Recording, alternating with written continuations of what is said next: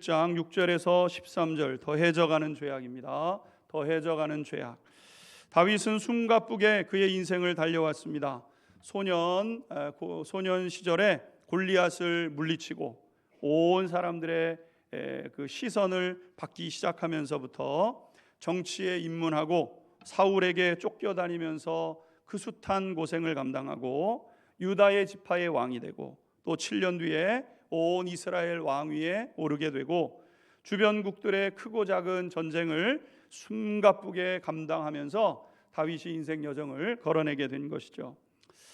그리고 나서 비로소 안정된 궤도에 그가 오르게 됩니다. 근데 우리가 지난 시간에 살펴본 것처럼 문제가 이때 일어나게 된 것이죠.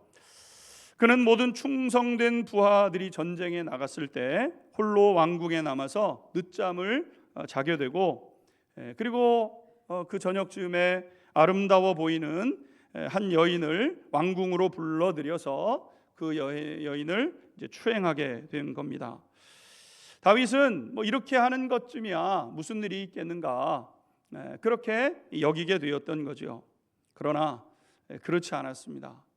여러분, 우리가 죄를 지을 때는 죄 짓는다고 이 정도 한다고 무슨 큰 일이 있겠는가 이렇게 여길지 모르지만 이제 죄에 대해서 둔감하기 때문이고 죄가 가지고 있는 실체를 우리가 너무 작게 여기기 때문인 거죠. 그렇지 않습니다.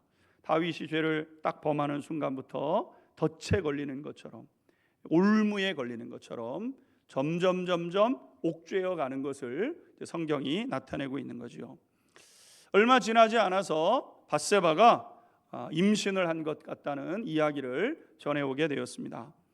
다윗은 이때까지만 해도 그 정도 문제 해결될 수 있지 않을까 이렇게 여기게 되었다는 거죠. 오늘 우리가 읽었던 6절에서부터 7절 8절 말씀을 보게 되면 이렇게 되어 있습니다.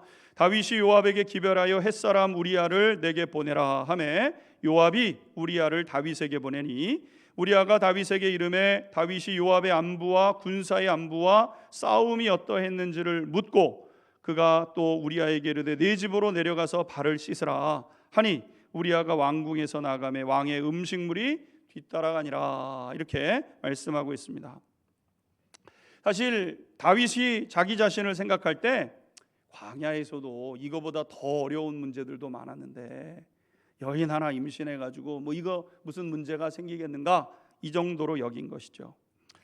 그래서 다윗이 해결하기 위해서 생각해낸 해결책은 뭐냐면 전장에 있었던 우리아를 급히 와서 전장의 상황을 보고해라 이렇게 이제 명령을 하게 되었다는 겁니다. 명분은 지금 암몬과의 전쟁이 어떻게 벌어지고 있는지 그 상황에 대해서 듣겠다는 것이 명분이었지만 우리가 아는 것처럼 사실은 자신의 범죄를 은폐하기 위한 그러한 시도였다는 것이죠. 가증스러운 겁니다. 가증스러운 거. 앞에는 멀쩡하게 그러고 있으면서 뒤에는 여러분 추악한 그런 모습을 그대로 가지고 있는 거죠. 그럴듯한 것을 앞에 내세우지만 뒤로 들어가 보게 되면 아주 간사한 교묘한 이런 것들이 숨어 있는 것 아니겠습니까? 다윗은 짧은 보고를 받고 나서는 그것이 목적이 아니었으니까 우리아에게 와서 전장에 대한 상황을 보고해라 그게 목적이 아니었죠. 듣는 등 마는 등 하고 분명히 집으로 돌려보냈겠죠. 그게 목적이니까. 집으로 돌아가서 그만 쉬고 전장으로 돌아가라 이렇게 이야기를 한 겁니다. 그런데 우리아는 그렇게 다윗의 뜻을 따르지 않았다는 거죠. 우리아는 생각하기를 하나님의 언약궤가 지금 전쟁을 벌이기 위해서 지금 이스라엘 백성들의 사기를 높이고 그 전쟁의 싸움을 이겨가기 위해서 그 하나님의 언약궤도 전장에 있고 전우들도 지금 전쟁터에서 벌어지면 투입이 돼서 어떤 사람은 다리가 잘리고 어떤 사람은 칼이 잘리고 목이 잘려서 돌아오는 지금 이 상황에 혼자 집에 들어가서 먹고 마시고 처와 잠잘 수 없다 이렇게 여겨서 집으로 돌아가지를 않고 왕궁에 남아서 쪽잠을 청하게 되었다는 거죠. 여러분, 우리아라는 사람은 어떤 사람입니까? 우직스럽고 충성스러운 사람이었다는 겁니다. 다윗의 계획은 실패로 돌아가게 되는 거죠. 사실 가만히 보게 되면 지금 우리아가 다윗의 부하로 있지만 다윗보다 더 신실하고 다윗보다 더 충성된 사람은 우리아인 거예요. 우리아. 이건 두려운 사실입니다. 여러분, 내가 어떤 지위에 올라갔다고 해가지고 그 사람보다 인격적으로, 그 사람보다 능력적으로 뛰어나지 않다는 것을 우리가 늘 생각해야 되죠. 우리아는 다윗이 와서 쉬라고 얘기했는데 쉬지 않습니다. 왜? 충성 때문에. 지금 이 전쟁이 엄중한 상황에서 나 한 사람 잘 먹고 나 한 사람 쉬고 어떻게 그럴 수 있습니까? 왕이셔도 그렇게 하지 않지 않겠습니까? 우리아가 생각하고 있는 거예요. 여러분, 지금 다윗이 놓치고 있는 것이 있습니다. 그게 뭐냐면 하나님의 은혜예요. 하나님의 은혜.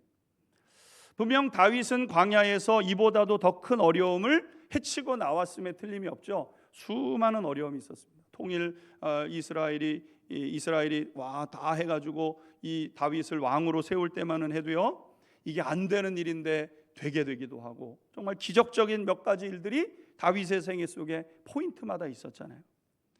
그건 뭐냐면 하나님의 은혜로 된 거죠. 분명히 위기가 있었는데 위기를 넘어섰어요. 그거는 다윗이 한 게 아닙니다. 하나님께서 도와주신 것이지. 그런데 지금 이 일은 하나님이 미워하시는 일이기 때문에, 하나님이 미워하시는 죄이기 때문에 이 사건에는 하나님의 은혜가 임할 수가 없어요. 당연히 이 일은 다윗의 뜻대로 흘러가지 않습니다. 야, 들어가서 쉬었다가 가. 그러면은 얼른 들어가서 쉬었다 자고 가면 그 다음에 너의 애가 태어났나 보다 이렇게 하고 끝나는 거 아니겠습니까? DNA 검사를 할 수 있는 그런 시대도 아니고, 그냥 다윗의 아이를 자기 아이인 양 알고 그렇게 키우는 상황으로 끝나가게 되는 것처럼 보였죠. 그러나 여러분, 그렇게 되지 않습니다. 여러분, 이것은 왜 그러냐면 하나님이 계시기 때문에 그런 거예요. 하나님이 계시기 때문에 죄는 감춰지지 않습니다. 누구든지 죄가 저질러진 그 곳에는요, 어떤 식으로든 하나님의 은혜가 임하지 않습니다. 여러분, 생각해 보십시오. 만약 죄가 저질러졌는데 그것이 감추어지고 아무런 일이 없는 것처럼 되어져 버린다면 다윗의 입장은 좋죠. 다윗의 입장은 우리아를 보내가지고, 우리아가 거기서 하룻밤 자고 나서 아기가 태어났어요. 다 없는 것처럼 지나가면 다윗은 좋을지 모르는데, 여러분, 그 사실은 밧세바도 알고 있고, 이것이 나중에 어떤 식으로든 들춰지고 드러나게 되면 우리아가 입을 상처, 그리고 그 사이에서 태어난 아이가 받을 그러한 그 고통, 여러분, 그걸 누가 책임지겠습니까? 그러니까 하나님은 죄가 저질러지는 곳에 은혜를 베푸시지 않습니다. 우리가 죄를 짓고도 하나님의 은혜를 구할 수 없어요. 그분은 우리가 섬기는 하나님이 아닙니다. 하나님은 죄를 저지른 사람에게 은혜를 베푸실 수 없어요. 여러분, 그만큼의 대가 지불이 필요로 한 거죠. 이 문제가 하나님의 실존과 관련된 문제죠. 이거는 타협이 안 되는 문제입니다. 때가 되면 반드시 쓴 열매를 먹어야 되는 것이죠. 우리가 성경에 보게 되면 대표적인 사람이 나오게 되는데, 그 사람은 누구냐면 가룟 유다입니다. 가룟 유다는 예수님의 제자로 예수님과 3년을 동고동락을 하죠. 그런데 어느 날 가룟 유다가 가만히 보니까 기류가 좋지 않습니다. 예수님을 팔라고 하는 시도가 와요. 은 30을 주고 예수님의 자리를 팝니다. 예수님이 어디에 있을 거라고, 예수님을 가장 잘 아는 제자 중에 한 사람이 예수님을 팔게 되죠. 스승을 배반하고 동료를 배반하죠. 배반은 죄입니다. 배신은 죄예요, 여러분. 근데 가룟 유다는 그때까지는 몰랐습니다. 뭐 이렇게 예수님을 은 30에 팔면 난 돈 받아서 좋고 예수님이 어찌어찌 해가지고 풀려나겠지, 이렇게 가룟 유다는 생각했을지 모르죠. 그런데 예수님이 묵묵히 체포를 당하시고, 그리고 끌려가서는 심한 매질을 당하십니다. 그리고 십자가에서 처절하게 죽어가는 모습을 보게 되는데, 이때부터는 마음에 감당할 수 없는 고통이 몰려오기 시작하게 되죠. 가룟 유다의 심령 가운데 견딜 수 없는 고통이 찾아오는 거예요. 뭐 때문에? 그 죄 때문에. 죄를 처음 생각할 때는 그렇게까지라고 생각 안 했거든요. 그냥 그렇게 하면 예수님이 어떻게 하시겠지? 죽은 사람도 살리는 예수님께서 그 정도 못 하시겠는가? 근데 여러분, 그 죄가 저질러지고 나서 돌이킬 수 없는 고통이 시작되게 되죠. 결국 우리가 아는 것처럼 가룟 유다는 견디지를 못하고 스스로 목을 메고 자결을 선택하는 그런 상황에 이르게 되었다는 겁니다. 이게 뭐냐? 죄의 참모습이다. 죄가 이런 거다. 여러분, 예수님을 배신한 고통은 살아있는 것이 감당되지 않을 만큼의 고통이었다는 것을 성경이 우리 가운데 증명하고 있는 거죠. 오늘 다윗의 모습이 이와 같았다는 겁니다. 다윗이 첫 번째가 실패로 돌아갑니다. 아내에게 가서 아내랑 하룻밤 자고 그리고 전장으로 돌아갔으면 좋겠는데 돌아가지 않게 되죠. 그래서 다윗은 두 번째 은폐 계획을 세우게 되었다는 겁니다. 더 치밀해지고 더 대담해지게 되었다는 거죠. 14절에서부터 15절 읽겠습니다. 14절에서 15절 시작. 아침이 되매 다윗이 편지를 써서 우리아의 손에 들려 요압에게 보내니 그 편지에 써서 이르기를 너희가 우리아를 맹렬한 싸움에 앞세워 두고 너희는 뒤로 물러가서 그로 맞아 죽게 하라 하였더라. 아멘. 다윗은 우리아를 이 왕궁에서 쪽잠을 잔 우리아를 다시 전쟁터로 보냅니다. 보내면서 손에 편지를 하나 들려보내게 되는 거죠. 그 편지의 내용은 무엇이었냐면 지금 이 편지를 받아가는 우리아를 격렬한 전쟁이 벌어지는 그 전쟁터에 선봉에 세워라. 그리고 때가 되면 그냥 살짝 빠져나와라. 그래서 그가 전쟁터에서 죽게 해라.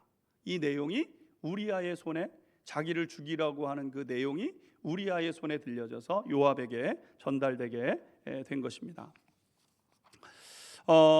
다윗에게 있어서 남편이 있는 여인과 간음한 것이 큰 죄죠.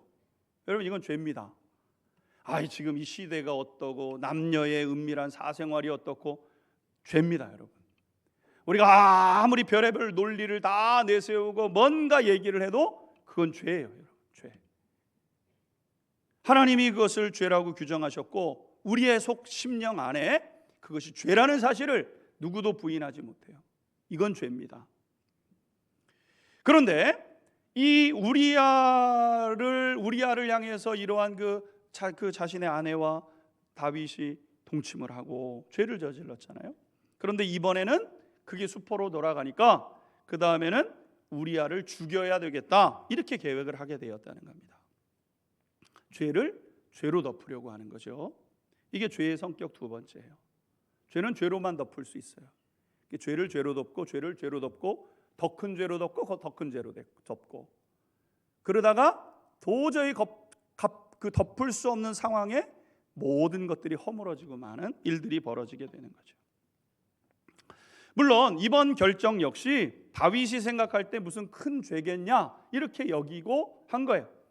여인이 목욕을 하고 있는 여인을 보면서 하룻밤, 잠언서에 기록된 것처럼 남자와 여자가 함께한 자리는 기억되지 않는다고.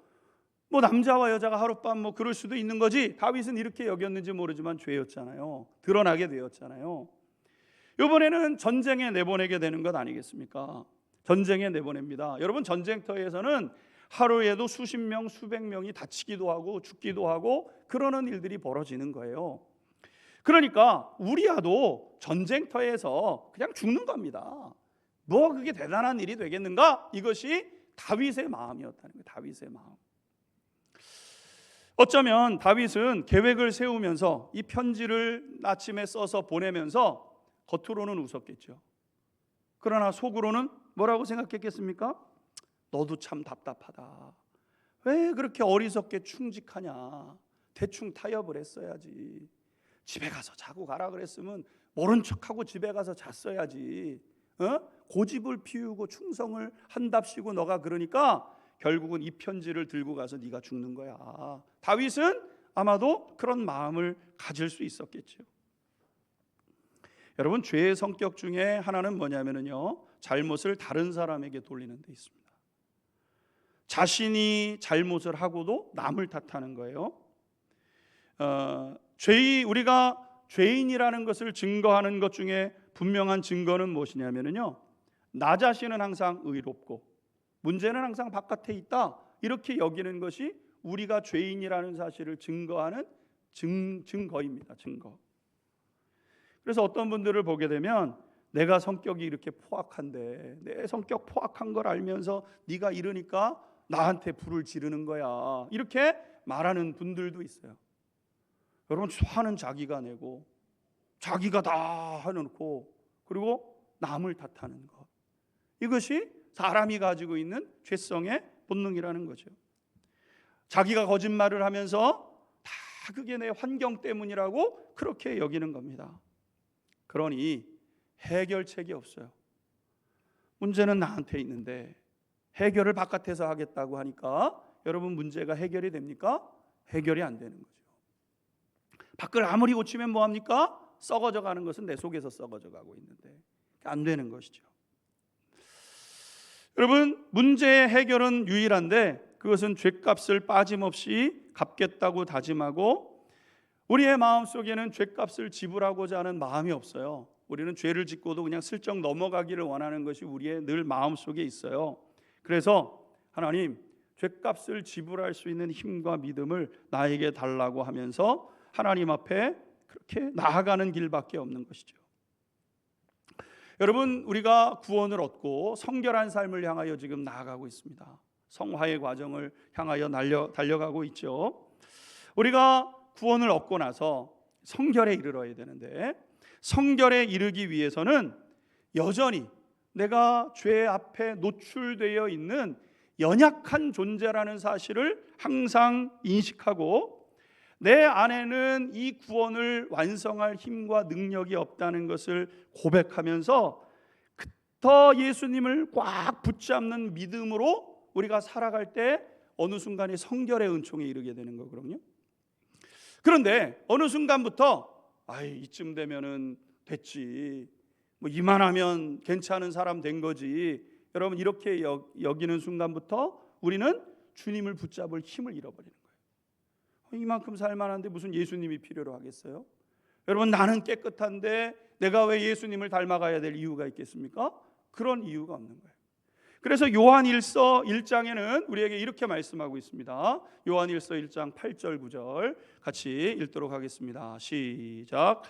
만일 우리가 죄가 없다고 말하면 스스로 속이고 또 진리가 우리 속에 있지 아니할 것이요, 만일 우리가 우리 죄를 자백하면 그는 미쁘시고 의로우사 우리 죄를 사하시며 우리를 모든 불의에서 깨끗하게 하실 것이요, 만일 우리가 범죄하지 아니하였다 하면 하나님을 거짓말하는 이로 만드는 것이니 또한 그의 말씀이 우리 속에 있지 아니하리라. 아멘. 8절에 보게 되면 만일 우리가 죄 없다고 말하면 스스로 속이고 진리가 우리 속에 있지 아니한 것이라 했습니다. 10절 말씀도 만일 우리가 범죄하지 아니하였다 하면 하나님을 거짓말하는 이로 만드는 것인데 또한 그 말씀이 우리 속에 있지 않다 그랬습니다. 그러니까 여러분, 내가 깨끗하다고 생각하는 순간부터는요, 예수님이 필요 없습니다. 뭐 예수님이 왜 필요해요? 이 정도 깨끗하고, 목사로서 이 정도 살면 되지 뭐. 여러분, 이렇게 하는 순간 왜 예수님을 붙잡을 이유가 뭐 있어? 그냥 이렇게 살면 되는 거지. 그러니까 여러분, 우리는 성결의 삶에 이르지 못하게 되는 거예요. 성결의 삶에 이르는 것이 성결교인들의 우리의 목표고 우리가 유일하게 지향하는 그 모습 아니겠습니까? 장로교회처럼 장로님들이 교회를 다스리시고 치리하는 우리는 그런 교단이 아니에요.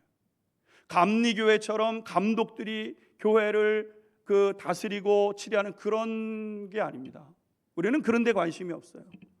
성결교단의 관심은 뭐냐면 어떻게 우리가 예수님을 닮아낼 수 있느냐, 어떻게 예수님을 우리가 닮아낼 수 있느냐, 성결교단의 목적이에요. 그래서 안양중앙 성결교회입니다. 성결, 우리가 성결의 삶이죠. 그런데 이 성결은 어떻게 누리는 것이냐면 아주 작은 잘못도 통감하는 데 있는 겁니다. 컵 안에 더러운 구정물 하나가 들어갔어요. 박테리아가 가득한 아주 지저분한 물 한 방울이 들어갔어요. 뭐 이 정도면 괜찮지. 마시는 순간 배탈 나는 거죠. 깨끗함을 위해서. 그래서 우리 자신을 계속해서 하나님의 은혜를 구하면서 하나님의 은총이 아니고서는 살 수 없는 사람이라는 것을 끊임없이 하나님 앞에 고백하면서 믿음의 여정을 걸어내는 사람들이 성결교인인 거예요. 사랑하는 성도 여러분, 우리가 오늘 복된 삶을 살아내기 위한 것은요, 깨끗한 삶을 살아낼 수 있는 그 길은 뭐냐면 우리의 더러움을 보는 데 있는 겁니다. 우리의 더러움. 내 더러움을 봐야 예수님의 거룩하고 순결함이 눈에 들어오게 되는 것이고, 그 예수님의 깨끗함과 순결함을 온 힘으로 붙잡을 때 성결한 삶에 이르는 그런 성결의 백성으로 세워지게 되는 거예요. 요한 1서에 있는 말씀처럼 죄 없는데, 이 정도면 괜찮은데, 이 정도면은 여러분 구원은 받았죠. 우리 성도님들 오늘 밤에 이 세상을 떠나도 천국 가시겠죠. 그러나 우리의 모습 속에 하나님이 원하시는 성결한 삶이 있는가? 성결한 삶을 꽉 붙잡고 하나님 앞에 전심전력하는 저와 우리 성도님들이 되어야 될 줄로 믿습니다. 오늘 마지막으로 보게 되면 다윗이 편지를 보내는데 요압이 그것을 받고 다윗의 지시대로 따르게 되었다는 거예요. 16절 17절 이렇게 기록됩니다. 읽겠습니다. 시작. 요압이 그 성을 살펴 용사들이 있는 것을 아는 그곳에 우리아를 두니 그 성 사람들이 나와서 요압과 더불어 싸울 때에 다윗의 부하 중 몇 사람이 엎드려지고 햇사람 우리아도 죽으니라. 아멘. 아멘. 요압은 왕궁에서 돌아온 우리아를 용사들이 있는 곳으로 보내고 그리고 방치해서 죽도록 그렇게 하게 되죠. 요압이 전쟁을 가장한 살인을 다윗에게 보고를 하니까 다윗은 그런 요압에 대해서 너그럽게 대해줍니다. 25절 말씀을 보게 되면 이렇게 되어 있습니다. 25절 한번 띄워주세요. 다윗이 전령에게 이르되 너는 요압에게 이같이 말하기를 이 일로 걱정하지 말아라. 칼은 이 사람이나 저 사람이나 삼키느니라. 그래, 우리아가 죽었다는데 안타깝지만 어떻겠냐? 지금 전쟁의 시간인데 칼이 사람 가리냐? 이렇게 죽기도 하고 저렇게 죽기도 하는 거니까 너는 그거에 개의치 말고 전쟁에서 싸워 이겨라. 이렇게 얘기를 하게 되죠. 여러분, 다윗은 요압을 공범으로 만들고 요압은 다윗의 범죄에 동조하게 됩니다. 우리는 여기서 다윗의 가증스러운 모습을 발견합니다. 역겹고 마주하고 싶지 않은 모습. 여러분, 이러한 사람이 우리 주변에 있다고 한다면 여러분, 누가 이걸 좋다고 그 사람과 교제하겠어요? 앞뒤가 다르고 가증스러운 사람이 내 남편이에요. 앞뒤가 다르고 가증스러운 사람이 내 아내예요. 그래도 좋네 이러면서 살 수 있는 사람 아무도 없습니다. 그런 사람이 내 친구예요. 그런 사람이 내 형제예요. 여러분, 어떻게 그 사람이랑 연락하면서 살겠어요? 여러분, 지금 보게 되면은요, 다윗이 왕복을 입고 있고 왕권을 가지고 있지만 그는 더 이상 존경받을 수 없는 사람이 된 겁니다. 그의 지도력은 땅에 떨어지는 거예요. 누가 다윗의 말을 듣고 따르겠어요? 돌격 앞으로 하게 되는데 누가 앞으로 돌격을 하겠습니까, 여러분? 그럴 수 없게 되는 거예요. 성경은 27절에 이 사건에 대해서 이렇게 말씀합니다. 27절 함께 읽겠습니다. 시작. 그 장례를 마침에 다윗이 사람을 보내 그를 왕궁으로 데려오니 그가 그의 아내가 되어 그에게 아들을 낳으니라. 다윗이 행한 그 일이 여호와 보시기에 악하였더라. 아멘. 27절 말씀 그대로 두십시오. 27절 말씀에 보게 되면 뭐라고 되어 있냐면 그 장례를 마침에, 누구 장례냐면은 우리아의 장례죠. 전장에 나가서 싸우는데 죽었어요. 시신을 수습해서 그리고 성으로 데려왔습니다. 사람을 보내서 왕궁으로 데려왔죠. 그리고 나서 그의 아내가 그 밧세바가 다윗의 아내가 되어서 이제 아들을 낳았다는 거예요. 그러니까 이제 사람들이 생각할 때는 우리 왕이 그렇게 충성스러운 우리아가 죽으니까 저렇게 슬퍼하면서 그 부인까지도 책임져 주네. 그 부인의 그 아이도 돌봐주네. 다윗은 역시 성군이야. 여러분, 이렇게 생각했을지 모르죠. 다윗도 생각하기를 일 잘 마무리됐구나, 드러나지 않고 잘 마무리됐구나, 이렇게 여겼겠죠. 근데 여러분, 그게 중요한 게 아닙니다. 27절 하반절에 기록된 것처럼 뭐라고 기록되어 있습니까? 다윗이 행한 그 일이 하나님 보실 때 악했다는 거예요. 사람들이 볼 때는 작전을 수행하던 우리아가 전사한 것처럼 보였지만 하나님이 보실 땐 이건 살인이었어요. 살인이었습니다. 여러분, 우리의 인생은 사람이 보는 대로 복받고 판단받는 것이 아닙니다. 참 저 목사님 괜찮네. 여러분, 이건 아무 소용이 없어요. 저 목사님 참, 저 성도님은 신실해. 여러분, 그거 아무 소용 없습니다. 왜? 다윗의 인생을 우리가 앞으로 배워가겠지만 사람들이 볼 때는 다 성공했고 다윗도 만족스러웠어요. 이 일도 잘 넘어갔구나. 잘 넘어간 거 맞습니까? 이 일 이후에 무슨 일들이 벌어지는지 우리가 살펴보면 알잖아요.